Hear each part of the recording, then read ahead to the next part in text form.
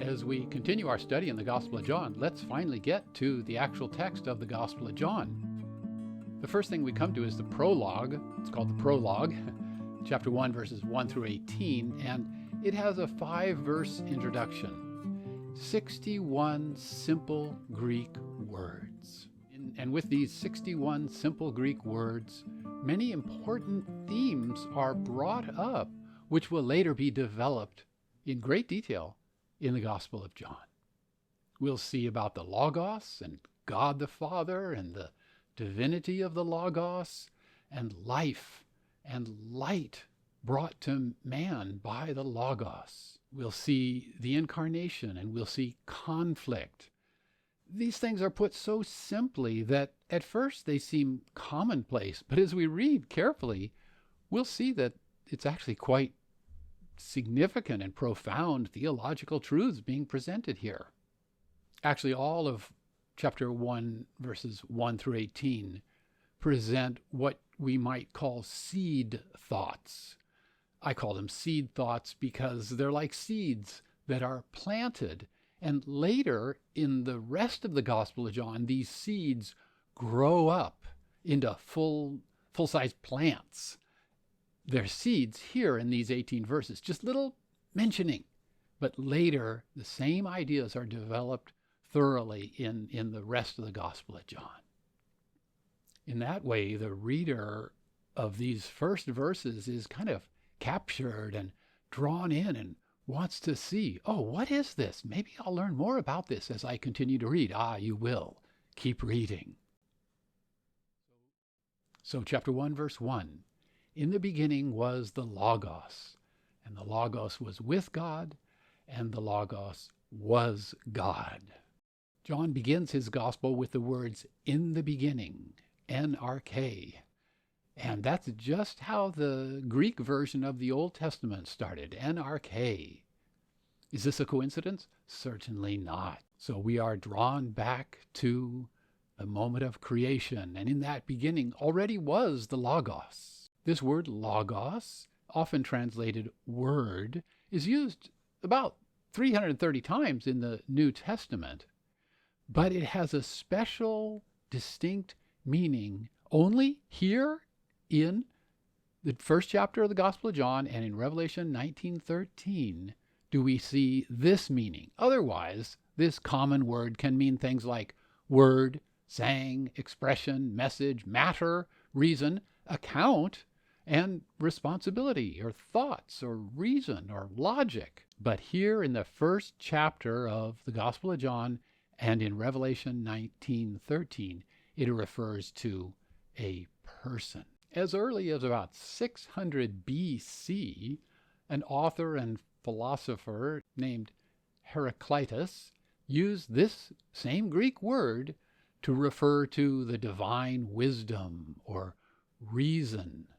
that ordered the universe. For the Stoics, this word referred to the principle of reason, which according to them was the source of all that existed, and it was the essence of man's own ability to reason. For Philo, the Jewish philosopher, the term was used to refer to ideals, that which exists beyond the realm of the physical, visible world. Even though John uses that same Greek word, he did not mean it the same way that they did. For them, the Logos could never become flesh or human. But here in the Gospel of John, the Logos becomes flesh. That would have been shocking or intriguing to a Greek philosopher. So studying the meaning of this term in Greek philosophy might not help us to understand it in John's usage. At least one could say that a Greek person reading the Gospel of John would understand that the Logos had a deep meaning. But if he really wants to understand John's usage of the word Logos, he has to keep an open mind and study what John himself says about the true identity of the Logos. Now, the Old Testament and Jewish literature might help us more to come to a better understanding of John's usage of the word logos. The word logos often appears in the Greek Old Testament. We call that the Septuagint. in expressions like the Logos of the Lord came to Isaiah. That's from Isaiah 38:4. It's used in describing the process of creation, as in Psalm 33:6. It's used in describing the process of revelation. You could look at Jeremiah 1:4 and Isaiah 9:7. It's used about salvation, for instance, Psalm 107, verse 20, and Isaiah 55:11. If God came to speak to a prophet in the Old Testament, then we read that the Logos of God came to that prophet. It came to mean the expression of God, and sometimes, by figure of speech, it came to refer to God himself. The expression is more developed in Jewish literature outside the Bible, as in the Wisdom of Solomon, chapter 18, verse 15, which says, "Thine almighty word leapt down from heaven out of thy royal throne, as a fierce man of war into the midst of a land of destruction." In summary, for the Jews, the word logos referred to the expression of the Lord God, and sometimes through figure of speech, this term actually referred to God himself. But the Gospel of John gives the word logos an even deeper meaning, more glorious than what the Jews could understand without the Gospel of John. In this first verse, 3 things are mentioned about the Logos. First, yes, in the beginning was the Logos. Secondly, the Logos was with God. This means that the Logos has a personality. The Logos is a person, not a force. It's a personality separate from God the Father, but the Logos and God the Father have fellowship together. The idea of the fellowship and the unity between God the Father and the Logos that's spoken of here will be developed in a lot more detail in the rest of the Gospel of John.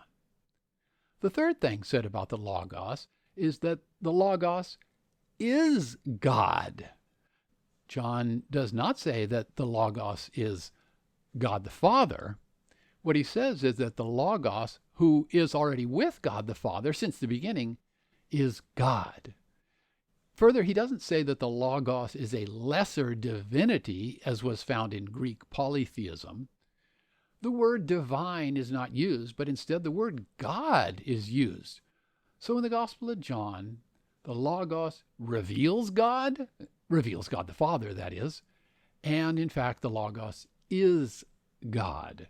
The Greek grammar of the words "and the Logos was God" is very precise. The expression "the Logos" must be the subject of the phrase because it alone has the article. That's a rule in Greek. But the word God has been moved forward to the beginning of the phrase, and that brings emphasis to it. That emphasis means it is expressing essence or quality. Therefore, the Greek reader would see that the phrase is saying that the Logos has the essential quality of God. He's deity. The phrase clearly refutes the idea that Christ is a lesser God, the heresy that would later be known as Arianism. At the same time, the reader would note that in the phrase "and the Logos was God," the term God does not have the article in front of it. It doesn't say the God. If it did, it would be saying that the Logos is God the Father.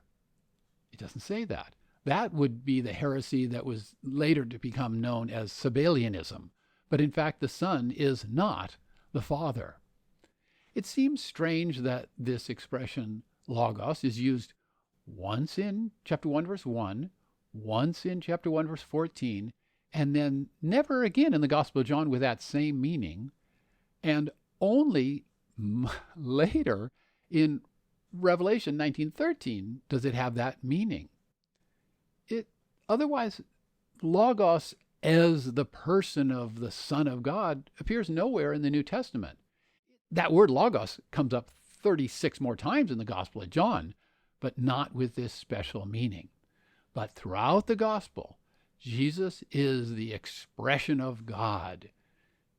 You see Jesus, you see God. He is doing what God does. He is speaking the word that he has from God, and when you see him, you're seeing God. This is a major emphasis in this gospel, And this is the seed of that major emphasis right here in chapter 1, verse 1. Now, I'm certain that I cannot solve the mystery of the Trinity, and I don't know how useful this idea is, but you can picture a triangle, and at the 3 points of the triangle, you have the Father, the Son, the Spirit.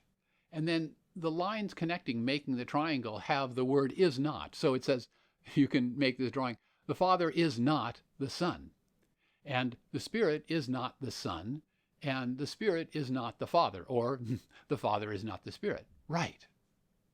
But in the middle of the triangle, put the word God, and then draw lines from the 3 corners into the middle. The Father is God. The Son is God. The Spirit is God. That seems to be what the New Testament teaches in many different ways throughout various parts of the New Testament. Oh, this is complicated by the fact that sometimes the word God refers to God the Father. And it's hard to see when you're reading an English translation, but there's a the in front of it. It often will say the God, referring to God the Father. So when you're reading the New Testament, you look closely when you see the word God. Often it refers to God the Father. Sometimes it refers to God the Trinity, and on rare occasions, true, the word God refers directly to Jesus Christ. Chapter 1, verse 2, he was in the beginning with God. Here we see this emphasis again that the Logos is with God the Father. There is a fellowship between them, and that is a significant theme in the rest of the Gospel of John. Chapter 1, verse 3. All things through him were brought into existence, and without him nothing exists which has been brought into existence.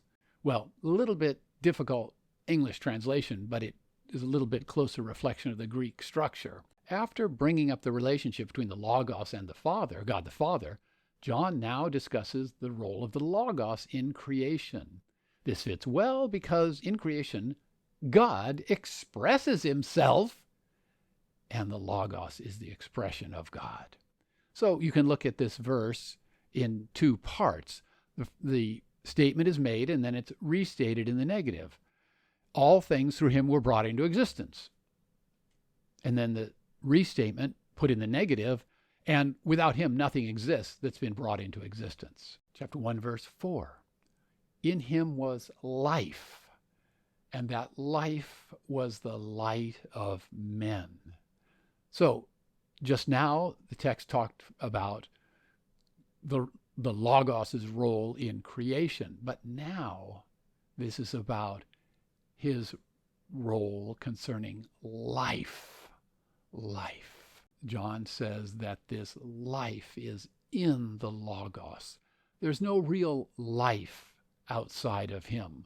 Like all the themes introduced in chapter 1, verses 1 through 18, this theme will be developed in the whole gospel.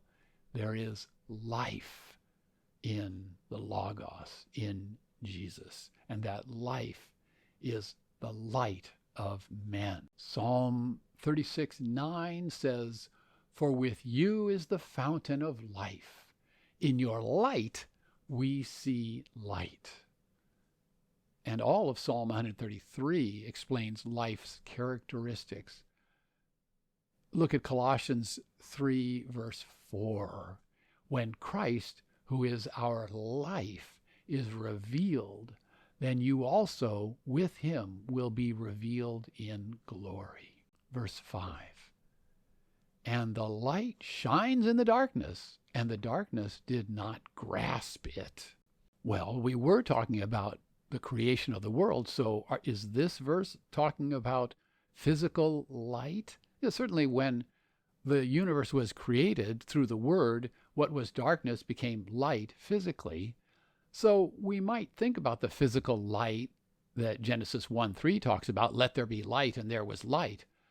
But light and darkness here probably, most certainly, need to be considered metaphorically.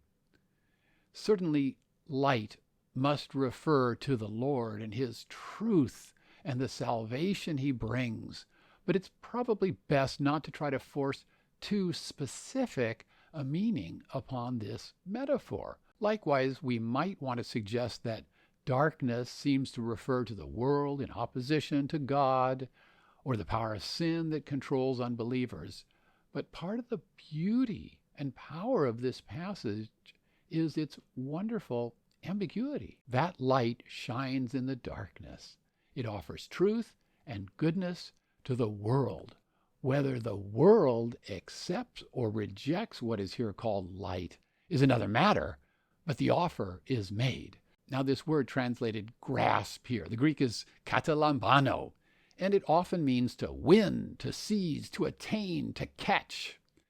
But in Acts 4:13 and Acts 10:34 and 25:28, and in Ephesians 3:18, we see that this word can also mean understand. It's possible that it means both to seize and to understand. Happily, the English translation grasp expresses the same ambiguity. I don't quite grasp what you're saying. That's one meaning of to grasp in English. And I have grasped the handle. That's another meaning in English. Oh, the word grasp has the same ambiguity as the word katalambano here. So grasp is a good translation. There is light and there is darkness, and the darkness can neither defeat nor understand the light. This is a seed thought of all the conflict in the Gospel of John. So those 5 verses make up a sort of an introduction to the prologue of the Gospel of John. The prologue takes up chapter 1, verses 1 through 18. And here in this introduction, we have seen some very significant initial concepts, which will later be developed in great detail in the rest of the Gospel of John.